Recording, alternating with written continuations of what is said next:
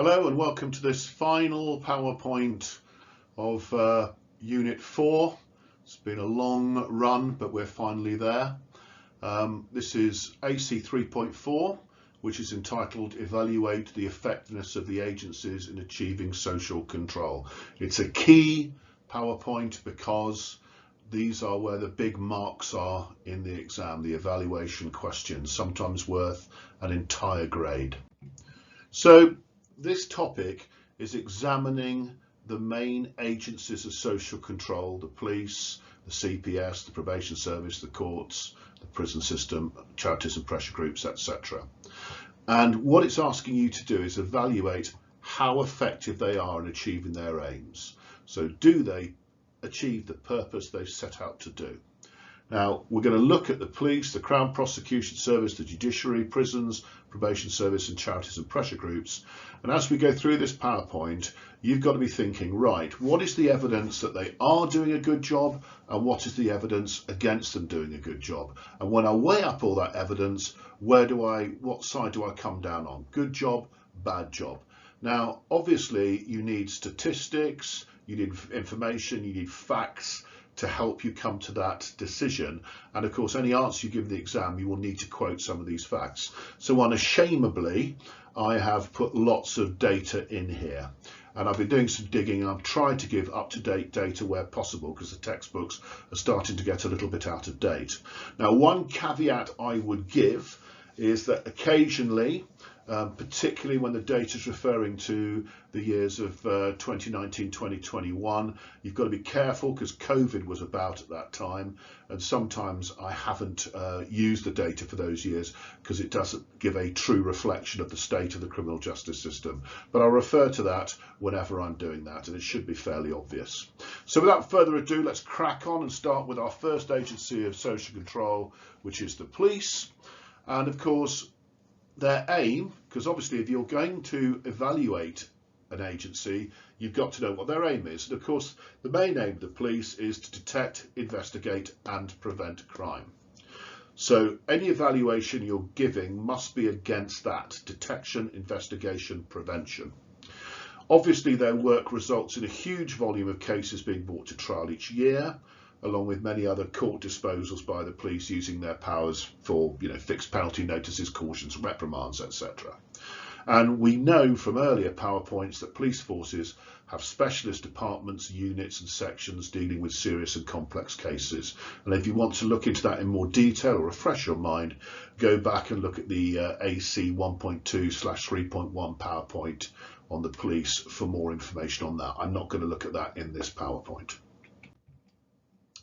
So let's start by breaking it down a bit. So we'll start with offences of public concern.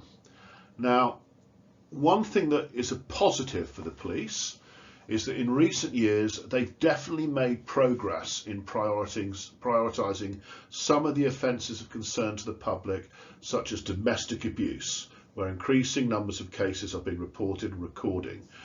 In past years, the police were criticised because they didn't do enough on domestic abuse.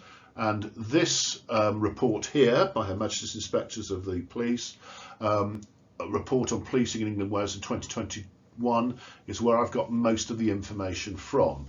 So I'm updating some of the stuff that's in the textbook, but you can refer to the textbook if you wish to. So this report stated, and this is, I think, an important thing to say, that the police are perhaps starting to do a good job. There have been critical advances in several fields of policing, including domestic abuse. So they've got better at dealing with domestic abuse. Child protection, they've got better at. Sensitivity to the needs of the most vulnerable. Crime recording. The quality of some investigations. Relations with the public and diversity in policing.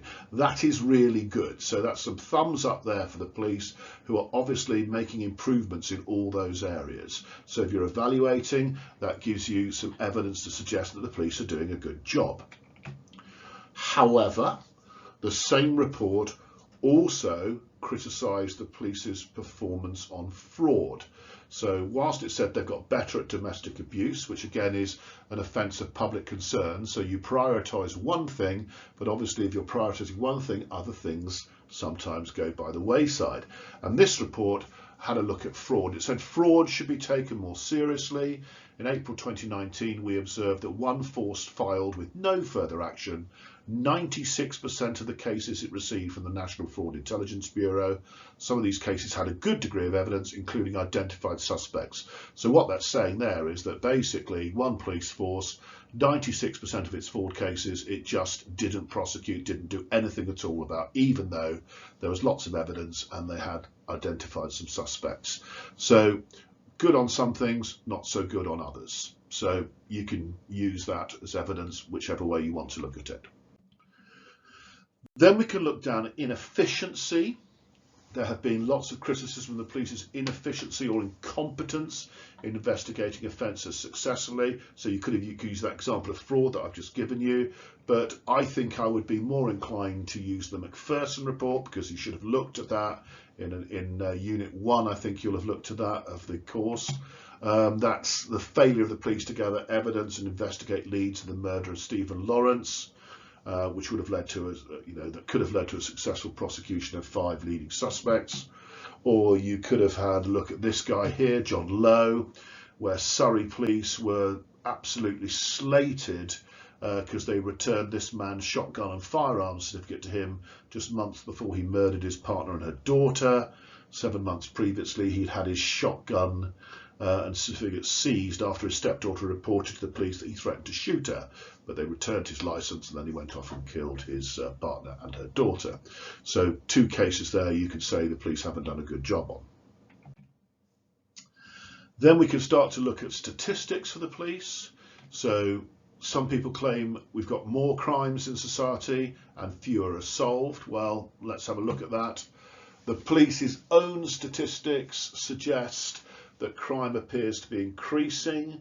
So we had 3.4 million offences recorded by the police in 2014-15, and the latest figures say that it's 5 million. And here's this bar chart that gives you recorded offences. You can know there's a slight dip there in the COVID year, and that's really not surprising at all, given we were in lockdown most of that time. Between 2014 and 2022, knife crime has risen, so it was 24,000 in 2014. In 2022, it's nearly 50,000, so they haven't really done much about knife crime.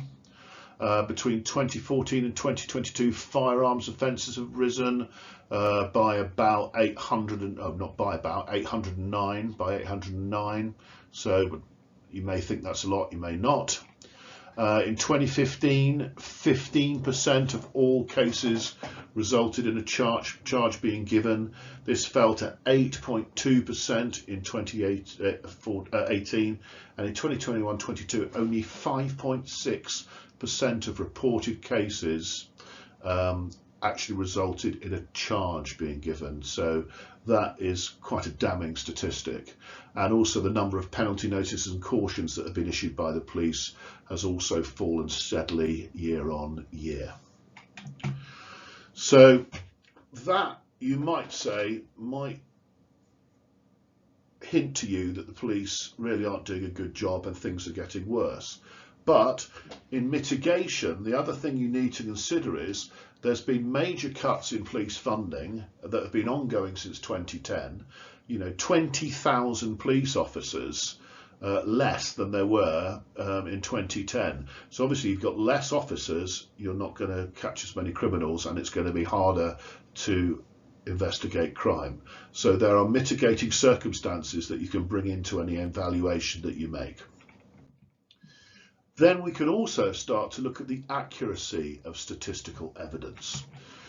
It seems to suggest that the police is becoming less effective in achieving social control, but you do need to treat evidence with caution.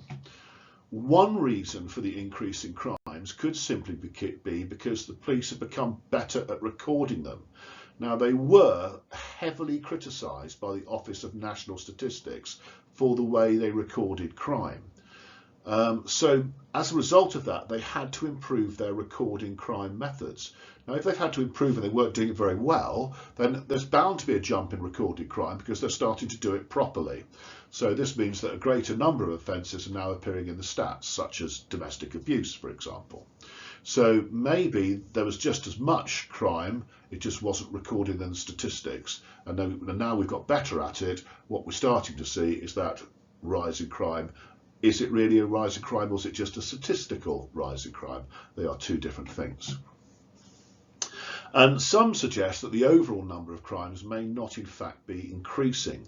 The Victim Crime Survey for England and Wales shows that the overall crime rates have been falling for several years, up to 2020, rather than increasing as the police statistics indicate. Although you need a slight caveat with that victim crime survey, because it doesn't include crimes against business or children under 10, and it obviously only surveys a sample of the population, and there's information about it up here if you want to go into a little bit more depth. There have been other criticisms of the police, particularly that they are institutionally racist and they are biased. As going back to the 1999 Macpherson report into the murder of Stephen Lawrence, they found the Metropolitan Police to be institutionally racist, and there's been considerable debate regarding the police's relationship to minority ethnic groups, and these concerns continue. It would be true to say that recruitment of officers from minority ethnic backgrounds has increased, so that is a good thing.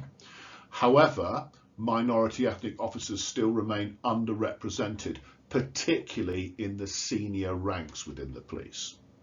Now, you could also argue that it takes time to get up to the senior ranks, and as they've only been recruiting recently with ethnic minorities, you wouldn't expect that to happen for another few years.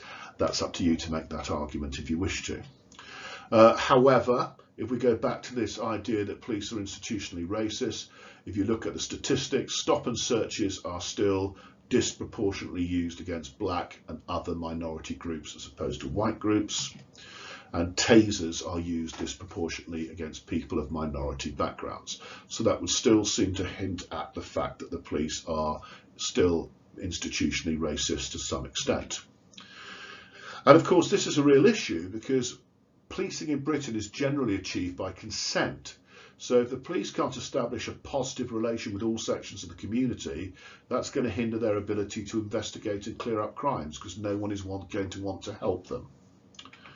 And with that, we can use a very recent study which called the police into disrepute, which is the Sarah Everard murder, which had a real damning effect on the Metropolitan Police, who, as we know, already been accused of being institutionally racist with the Stephen Lawrence, the Macpherson report on the Stephen Lawrence case.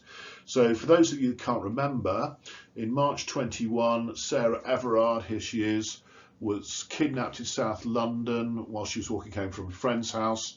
She was stopped by an off-duty Met officer, this guy here, Wayne Cousins. He identified himself as a police officer, then handcuffed her, placed her in his car, drove her to near Dover, where he then raped and strangled her before burning her body and disposing of her remains in a pond.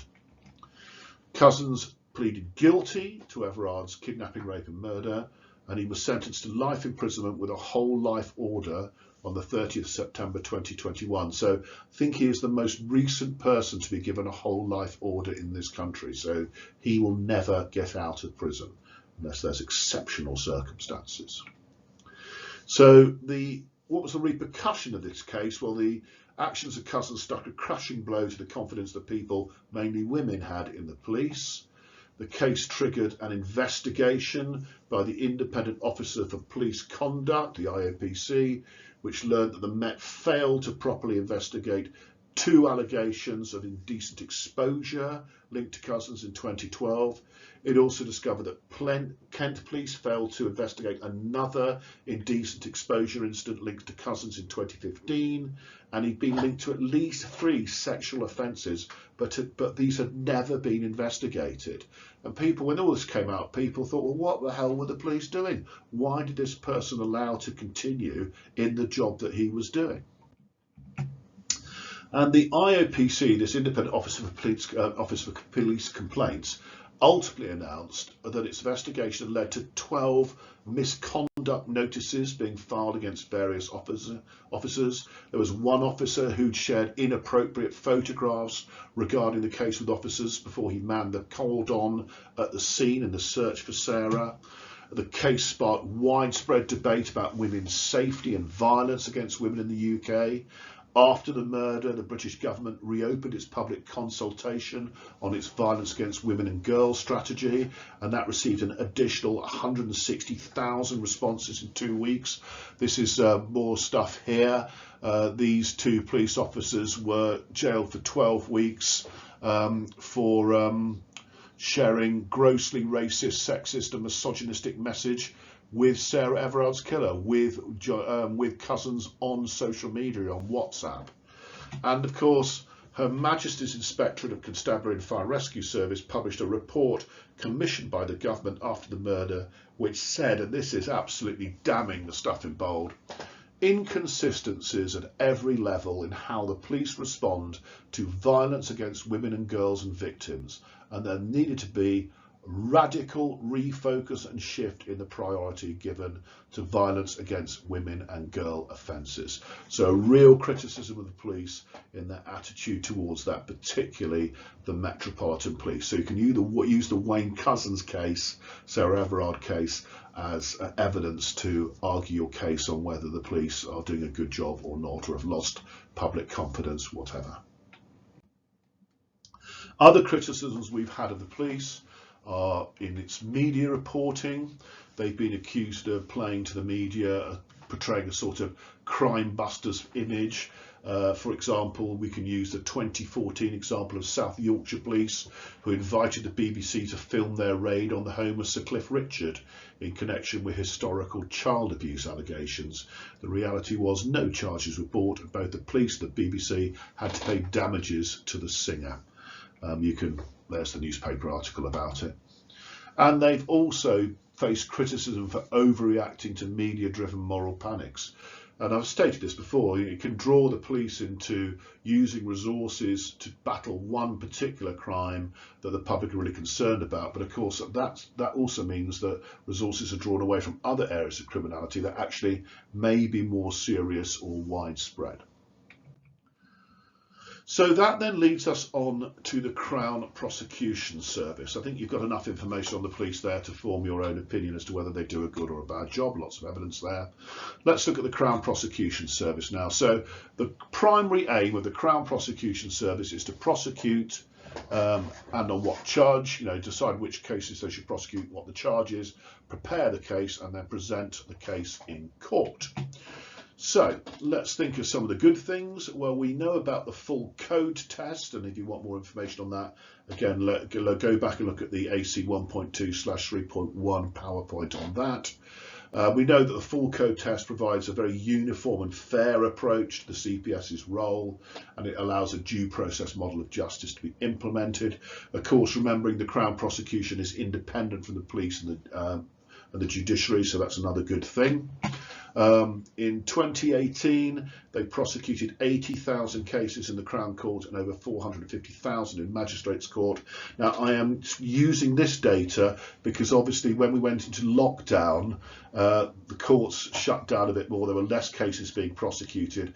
So the 2020-2021 data really isn't giving a fair view of the role of the CPS. So I'm using this data because I think it's a better reflection of the role of the CPS. 84.1% of defendants that it prosecuted were convicted, so it's got a high conviction rate. That's really good.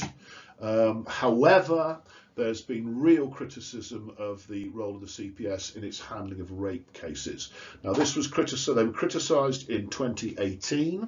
There was a report in the newspaper The Guardian which said that their specialist rape prosecutors had been advised to drop a number of supposedly weak cases.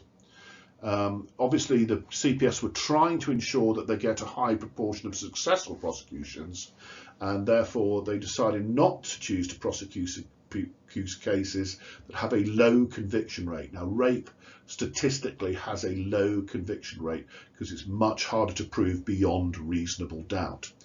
Younger victims, students, and those with mental health problems saw their cases being dropped because those were the cases where juries had been shown to be less likely to be convicted. So if you were had a mental health problem, you were younger, you were a student, and you'd been raped, you were less likely to get a prosecution from the CPS because it was less likely to be successful.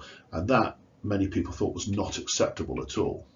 And this is a quote from Alison Levitt, QC, who said, "A system that only prosecutes safe cases is sending the attackers the message that vulnerable people are open to abuse, as the CPS will not prosecute." And you need to think about that. You can understand why they won't prosecute, but at the same time, is that necessarily a good thing for society? You make your own decision on that. Remember, that was in 2018. Now, I then looked at the 2021 State of Policing report, the one that we looked at, that I showed you earlier on this PowerPoint, and actually it hasn't got much better on rape, because this is a direct quote from that report, which talks about the investigation and prosecution of rape allegations. And this report, remember, the first criticism was in 2018, we're now in 2021. It says that statistics also include rape, an offence with a consistently low conviction rate. Defendants accused of rape or serial sexual offences are typically more likely to plead not guilty compared with those accused of other defences. And the report writes, "It's difficult to comprehend the intensely stressful effects of protracted delays in the system on rape complainants and those accused of rape while their cases await trial." In July 2021, we and Her Majesty's Crown Prosecution Service Inspectorate published the first of 2 joint inspection reports on the police and the CPS's response to allegations of rape. While we found examples of effective individuals and teams in every force and CPS area, here we go, the criminal justice system's response to such allegations too often lacked focus, clarity, and commitment. We also found that it failed to put victims at the heart of building strong cases. This is despite the national focus on policing and the CPS on improving outcomes in such cases. There needs to be a dramatic and fundamental shift in how rape cases are investigated and prosecuted. So again, that report is saying they're still not doing enough on rape. So you don't have to learn that as a quotation. You can cite the 2021 State of Policing report that still says they haven't improved and there's still issues there with that. So there you go. A big thumbs down for the Crown Prosecution Service with that one. And we can also use the case study, slightly older case study of Damilola Taylor. The CPS's reputation was damaged as a result of this case because they relied really heavily on this case on the evidence of a 14-year-old girl. The girl's evidence when it came to court was thrown out because it was quite clear that she'd lied. And the CPS was really condemned, as it was said the lies were extremely obvious, and the CPS should have known that these lies would have been exposed by any decent defence lawyer. There were criticisms that little time had been spent cross-checking her evidence against known facts and the videotaped interviews with her. So that's a big no-no for the CPS. Which then moves us on to the judiciary. The judiciary's primary aims are to interpret the law, apply it fairly and evenly, manage trials and pass sentence. Well, big plus side, judges are highly trained legal professionals. They're bound by judicial precedent, so the law in theory should be applied fairly and evenly, and that's got to be a good thing. However, a major criticism of the judiciary is because judges tend to come from a narrow, unrepresentative section of society, they're sometimes suspected of making biased judgments as a result. Now, it has got better. So if you go and look at the textbook, that's quoting 2018. We're now in 2021, so these are the latest figures that I can find. As of April 2021, Black, Asian and minority ethnic and women each accounted for 5% of judges in post. So 5% Black, 5% Asian, 5% minority ethnic men and women. White women accounted for 35% of the judiciary and white men 55%. So that's better than it was. So you can make a case that it's becoming more diverse, more women going in, more ethnicity slightly than it was in 2018, but it's still not good enough, I think I would argue. Judges are generally from higher classes. 74% of judges are privately educated. The same percentage of those went to Oxford or Cambridge. That may mean that judges are biased towards people from similar backgrounds to themselves or against people who are different from themselves. And you can use this case study to illustrate that, the case of Lavinia Woodward. Now, in 2017, 24-year-old Lavinia Woodward was convicted of stabbing her boyfriend. Now, she was an Oxford University medical student and an aspiring heart surgeon. She'd attended a prestigious international school and she was able to afford a top criminal lawyer. Now, when she was sentenced, because she pleaded guilty, when she was sentenced, Judge Ian Pringle QC told her that a jail term could damage her prospects of a medical career. Instead, she got a suspended sentence. And this is what he said. The judge said the prison would be too severe a punishment because it would, quote, prevent this extraordinary, able young lady from following her long-held desire to enter the profession she wishes to. The judge described Lavinia as having an emotionally unstable personality order, an eating disorder, and a drug and alcohol dependency. Now, think about that. If she had been a 24-year-old single mum, black, from a housing estate, would she likely have got the same suspended sentence, or would she more likely have ended up in prison? Something to think about there, and many people think that's a big no-no for the judiciary and shows that bias, that class bias. You make your own opinions on it. There has been increased criticism, usually in the press, about the leniency of our judicial system, that people are getting off, sentences aren't long enough. Well, in reality, this is not the case. So any criticism of leniency, I don't really think holds water. So a strength there. I mean, for instance, applications to the Court of Appeal to review sentences are relatively low. In 2017, 173 cases referred, of which 137 had their sentences increased, slight decrease from 141 in 2016. And of course, there are thousands and thousands of sentences passed each year, and this suggests that in general judges are not unduly lenient in their sentencing. And even when I looked at the statistics for 2021, I think it was 99 cases were referred, but of course we're looking at a COVID year, so I've stuck with these stats because they seem to make more sense to me. So leniency, I don't think you can argue. This then moves us on to the prison system. Now, the first thing you can say about the prison system is there are very few escapes from prison, about 2 a year since 2010, I think. In 2022, there's been 1 escape. And so it clearly achieves social control if you're talking about its role in protecting the public. So it clearly does that, and you can definitely say that's the case of the prison system.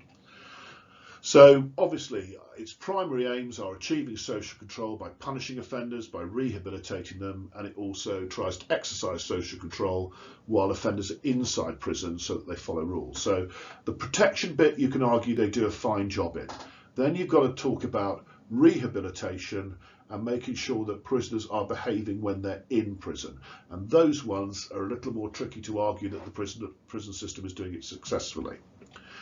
And I would argue, I think, that the evidence suggests that prisons are not particularly effective in achieving their aims.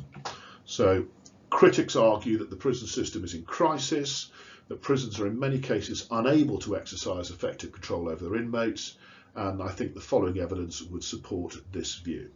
So I'm going to be quite damning on prisons, but I think you should have realised by now there's lots of evidence as to why this is the case, and we can use that in this argument.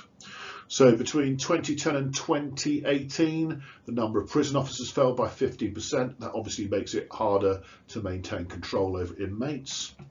The prison population has doubled, from 43,000 in 1993 to around 81,000 in 2022, which meant more prisoners. It's meant more prisoners to control, as well as overcrowded conditions. In 2020, 52% of prisons were overcrowded, and obviously overcrowding contributes to discontent and all sorts of other issues as well. When we talk about that, don't forget also that the number of people in prisons has doubled since 2010 as well. So more people in prison, less staff, less money, etc. But of course, we've also seen a rise in riots, damages in prison, major breakdowns of law and order, control by the staff has increased. We got the HMP Birmingham riot in 2016. These are photos taken by some of the prisoners. Those aren't prison officers in those helmets, those are the prisoners posing for selfies. The worst prison riot in 25 years in UK prison. That was actually a private prison. It was then put back into public control. But the staff shortages were to cause that. There have been also lesser incidents. There was serious disorder in the Mount, Long Larch in Bedford. So there has been over the years lots of riots, lots of issues within prison in terms of order. So prison's not doing their job there. When we come to rehabilitation, I think you can argue that they don't appear to rehabilitate effectively. So in 2020, within 1 year of release, 29.5% of all ex-prisoners reoffended. Among ex-prisoners with many previous convictions, 11 or more, nearly half had reoffended. 55.7% of those on short sentences reoffended. Around 30% of juvenile offenders reoffended. So overall, the evidence shows that prisons are ineffective, both in achieving social control over offenders while they're in prison, and also they're ineffective in rehabilitating them so they lead a crime-free life after they've left prison. But despite that, what I would say is, and you can see quite clearly from this chart, reoffending rates are steadily decreasing.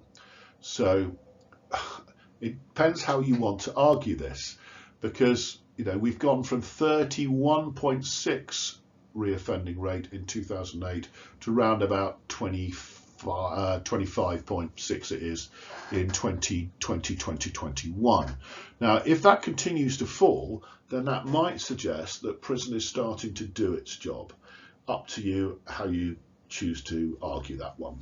Okay, I think I would be more tempted to go down the route that a quarter of people coming out of prison reoffending is still not good enough, but it's up to you how you choose to do it. Which moves us on to our probation system, our probation service, which is obviously designed to supervise, support and rehabilitate offenders. Well, the probation service has had mixed results, I think we could say, in achieving social control through its work. And there's been a big difference in performance between the public sector, which is the National Probation Service, and the privatised sector of the community rehabilitation companies, the CRCs. But as we know, these were abolished, and eventually in June 2021, the Probation Service had a big reshuffle. Now, I don't think it's really fair to start to look at the reshuffled probation service because no figures have been published as such since the reorganisation of 2021. Of course, so you've got to give it time to bed in. So I'm using older data for the probation service. But let's not forget about the CRCs, even though they've now gone. They were a disaster. Of the 21 CRCs, 19 failed to meet their targets for rehabilitating offenders, according to the inspection report of 2018. Offenders' housing needs were met less often. 54% of cases supervised by CRCs didn't meet housing needs compared to 70%. Sorry, 54% failed to meet met housing needs. 70% of NPS met housing needs. So 44 for CRCs didn't, 30 for NPS didn't meet housing needs. Offenders were often only supervised over the telephone by CRCs. That cannot be a good thing. CRCs provided inadequate protection for victims and their children when domestic abusers were returned to the community. So pretty damning all in all. And finally, CRC probation officers were carrying higher caseloads than those in the public sector. So they're having to see more people, so you can't do as good a job. But that's an attempt by the private companies to save money. But as we know, the CRCs were brought to an end by the government in 2021. So this is the latest data from March 2020. You get sort of an idea of how the probation service is doing. There's your reoffending rates, but here, more importantly, you know, how many, so released from custody is this one I think is most interesting. 81% had accommodation, 19 were homeless, so they are getting better at making sure people are not released and homeless. But if you look at the employed, unemployed, released from custody, 88% unemployed, so that's pretty damning, I would argue.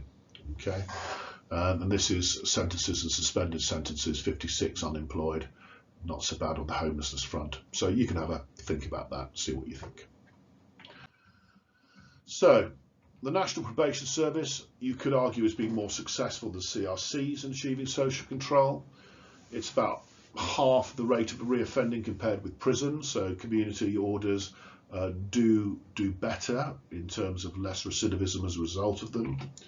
But there is a critical national shortage of probation officers at the moment, and unless we put that right, it can't do its job properly.